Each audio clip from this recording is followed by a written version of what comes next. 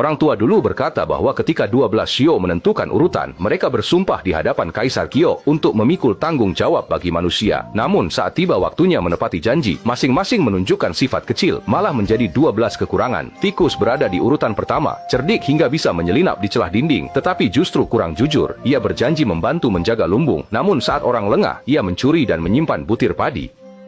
Kaisar Langit menghukumnya agar selamanya tidak tumbuh besar dan harus bersembunyi saat melihat kucing untuk mengurangi sifat liciknya. Sapi menempati posisi kedua, rajin dan mampu membajak 100 hektar tanah, tetapi kurang fleksibel. Kaisar Langit memintanya belajar beradaptasi, tetapi ia tetap keras kepala. Menarik penggilingan harus berjalan lurus, berbelok sedikit saja bisa membuatnya cemas dan menghentakkan kakinya. Kemudian orang sering mengatakan sapi keras kepala, berasal dari sini.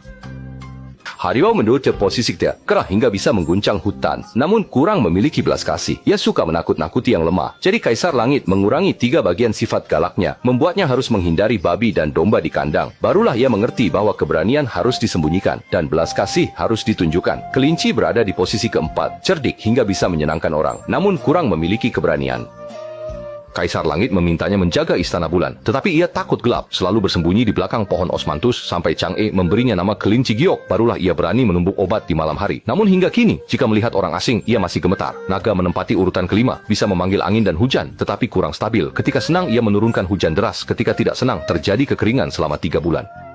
Kaisar Langit menghukumnya hanya boleh mengangkat kepala sekali setahun, yaitu saat naga mengangkat kepala, selebihnya harus menyelam di air untuk merenung. Baru setelah itu ia belajar menurunkan hujan sesuai musim di dunia. Ular berada di urutan ke-6, lincah bisa melilit pohon, tetapi kurang hangat. Ia selalu dingin, melihat orang langsung menggulung diri. Kaisar Langit memintanya untuk berpikir lebih banyak saat hibernasi, mengapa katak bisa berkelompok untuk menghangatkan diri.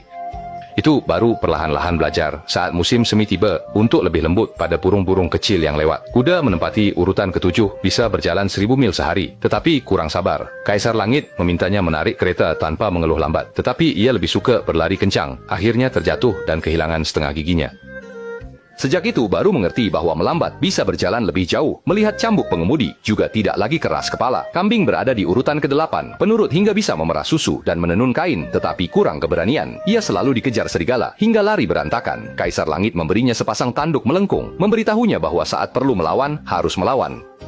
Kemudian ketika domba melihat serigala, meskipun masih takut, ia berani membungkukkan tubuhnya untuk melindungi anak domba. Monyet berada di urutan ke-9, cerdik hingga bisa memetik buah persi abadi, tetapi kurang keteguhan. Ia melompat-lompat di pohon, tidak bisa duduk diam. Kaisar Langit memintanya menjaga kebun persik, tetapi ia malah mencuri dan memakan semuanya, sehingga dihukum hingga pantatnya memerah. Baru saat itulah ia mengerti, seberapapun tergiurnya, harus tetap mematuhi aturan. Ayam berada di urutan ke-10, rajin hingga bisa membangunkan pagi, namun kurang tenang. Ia berkokok sebelum fajar, kadang belum waktunya sudah ribut. Kaisar Langit memintanya belajar melihat bintang. Kapan bintang pagi bersinar baru boleh bersuara. Barulah ia menjadi jam hidup yang tepat waktu. Anjing berada di urutan ke-11, setia hingga bisa menjaga pintu rumah, namun kurang tahu batas.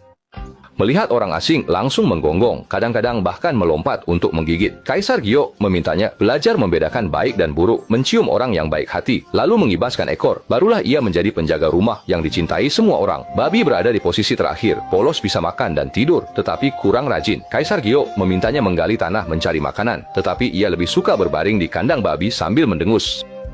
Pucuknya orang-orang menyebutnya babi malas, yaitu untuk mengingatkannya bahwa meskipun bodoh, ia harus bergerak, kalau tidak akan menjadi terlalu gemuk untuk berjalan. Lalu bagaimana bisa membantu orang mengumpulkan pupuk?